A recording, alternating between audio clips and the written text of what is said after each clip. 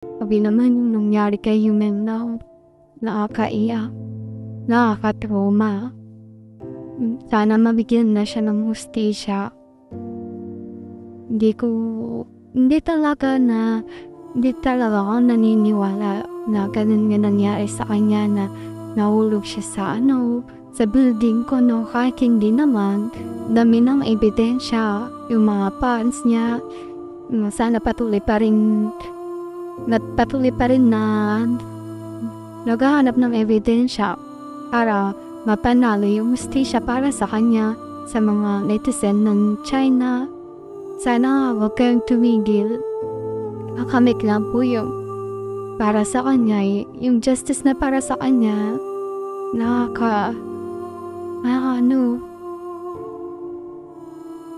Nakakaawa pa talaga yung mga ebidensyang nakikita at lumalabas.